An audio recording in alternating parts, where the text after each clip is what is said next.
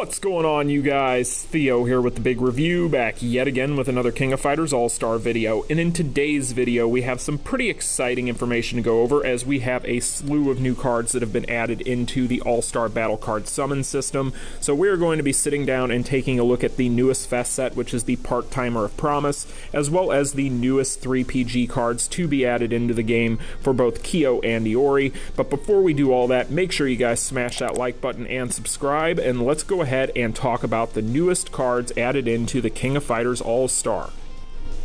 So first things first, let's go ahead and take a look at the rate up system. So if you guys did not already know this, or if you're new to the game, usually whenever we have a new set of cards added into the unified banner, we are going to get a 6th rate up slot added as well, where you can add in any of these new cards into that 6th slot.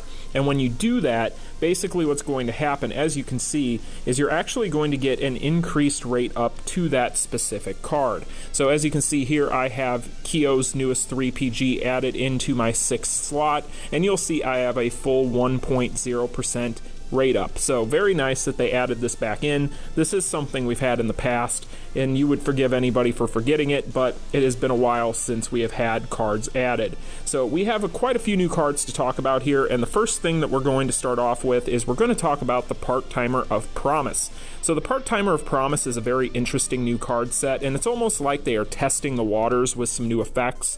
So we're going to talk about these here, because this doesn't necessarily have any real implications whatsoever for PvE. But for PvP, on the other hand, this card set could actually make some waves. Now, of course, the first thing to know about this set is it is going to increase HP by 7% per card, so you're going to get a flat 21% increase to your character's HP. So, interesting that they didn't go the route of attack. We typically don't see HP being a stat that is something that they necessarily focus on with these fest sets. So that's kind of interesting, but it's also probably the worst component of this set. It has its uses, and it's something that might end up causing this set to be very useful on specific characters, especially characters that are going to be very tanky.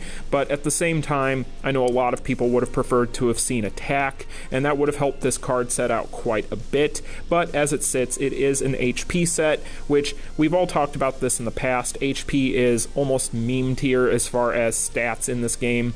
HP doesn't donate a ton to CP and so on and so forth, at least not as much as attack would. But at the same time, when it comes to the set effects of this card, there's quite a bit that it is going to be doing for you. Now, you're going to see here first right off the bat that it is also going to have a further increase to HP by another 25%. So really cool that this is full on HP, I guess, because it's interesting if you put it on a character such as maybe your Orochi 97s of the world, or even if you want to go meme tier and you want to go a Kondo. There's a lot of different things that you can do with this card set, but this is a very anti-sweeper set in PvP for a lot of reasons, and it's all because of these next two PvP exclusive effects. Now, what we're looking at here is a PvP exclusive effect of decreasing the attacker's power charge rate by 50% for 7 seconds when you're attacked on a cooldown of 15 seconds. This is really, really good. So basically what you're looking at here is whenever you're attacked, you're going to decrease the attacker's power charge by 50% for 7 seconds on a very short cooldown as well of 15 seconds. So that is actually really, really good, but it doesn't stop there, because you're also going to have a second PvP exclusive effect of removing 40% of the power from the attacker and giving yourself 20% power when you're attacked by an enemy with 2 or more power on a cooldown of 45 seconds. So overall, what this card set is trying to accomplish is it is trying to deny your opponent from being able to fire off 3 PG finishers left and right. So it is going to do a very good job at that, I think, based upon these 2 skills alone. And when you look at this on paper, this card set is going to be very disappointing if you're somebody that is a PvE player, but as a PvP player, this card set has a lot of promise because it is very anti-Leah in a lot of ways. Now, I don't think it's necessarily going to full-on stop Leah, unfortunately. I don't think they went the whole way with it. If they would have went with attack for the increases for this set, then I think that that would have been much better for this card set in general. But as it sits right now, it's very interesting because this is the first time that we have seen effects like this on a card set like this. So we'll have to wait and see how the meta shapes up. I know a lot of people in my guild right now, being that I am in Omega Guild, are really working hard on testing this card set and seeing how it does at being an anti-sweeper or an anti-Leah set. So I will report back to you guys whenever I know more, but as it sits right now, don't let this card set fool you. On paper, it might look like it's trash because of the HP to a lot of players out there, especially players that are not PvP oriented. But if you are a PvP oriented player, this card set could prove to be very good. So I will let you guys know soon and update you whenever I know more about this. But as it sits right now, this card set is not too shabby for PvP, but for PvE, it is utterly useless. You'll never use it, and I would never recommend, if you're somebody that doesn't play PvP, that you ever try to summon for this. So that's kind of where that's at, but very interesting to see this. And, you know, at the end of the day, with these types of things, being that we know that Netmarble likes to release certain content and then test the waters with these new effects and then start rolling them into other things down the road, I almost wonder, almost like the Hanako issue with the shield that she has, where we talked about how she might be kind of testing the waters for future BS or SS with that shield effect on her core. We might be seeing something similar with these, but time will tell. I guess next week at this time, if we're looking at BS Igniz and BS Zero, and they're dealing with some of these types of effects, that we'll know that that is the case and that this is what they were trying to accomplish. But time will tell, and we'll have to wait and see. Now, when it comes to the rest of this stuff, we have 2 3PGs to talk about, and actually there's quite a bit to talk about in the case of one of these, but let's go ahead and start off here with the newest 3PG card added into the game for Iori. Now, there's not too much to talk about with this card in particular because it's just kind of your generic 3PG finisher card for these characters. However, it does have its own effect that is going to give Iori a bit of a buff whenever you use it. So as you can see down at the bottom, this card is going to increase his attack by 10% for 10 seconds when using it. So it differs quite a bit from what you would see with the SS card as far as that effect is concerned, where you are going to actually be getting power instead of attack. So that is actually going to be a effect that is also going to be on the Kyo 3PG finisher as well. So if we go ahead and take a look at this here real quick, this is going to be the Kyo 3PG that was just added, and as you'll see down at the bottom, it also increases attack by 10% for 10 seconds. Now, when it comes to these two cards, we just had an SS banner that had 2 very good finishers for these characters on it, and with those cards, those were not available for specific versions of Kyo and Iori, such as Ness Kyo or Unshackled Iori or Orochi Iori, and so on and so forth. So I suppose the next thing that we should look at is who are these cards going to be good on if you decide that you want to go for them. So let's go ahead, go to the codex, and we will check. If we go down here to the special signature side of things, and we take a look here, and we go to same fighters, as you guys will see, these are going to be the versions of Kyo that are going to be listed as same fighters. So these are going to be the versions that you can use these new 3PGs on, so you will not be able to use the newest 3PG on Ness Kyo, and likewise with Iori, if we take a look here, he is not going to be able to use the new 3PG finisher on Orochi Iori or Unshackled Iori. So kind of unfortunate that those 3 characters have been kind of left in the dust with these finishers again. Hopefully down the road they decide that they'll at least give Ness Kyo something, since technically Orochi Iori has had a new finisher added recently, but that's pretty much what we're looking at as far as compatibility goes. Now, if we want to go ahead and take a look at the animations on these cards real quick, because there's a few things I do want to point out, because these cards are actually not bad at all. So we already kind of know what we're looking at with this Kyo finisher, as in Time Attack there was a bit of a bug where he was able to use it for whatever reason before it was even announced to be a card that was going to be available in the game.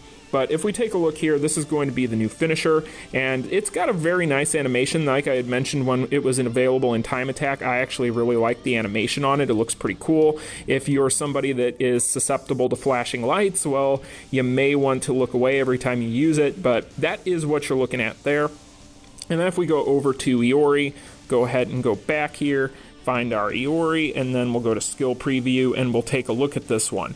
Now, there are actually going to be specific instances where these new finishers are actually going to be very, very good.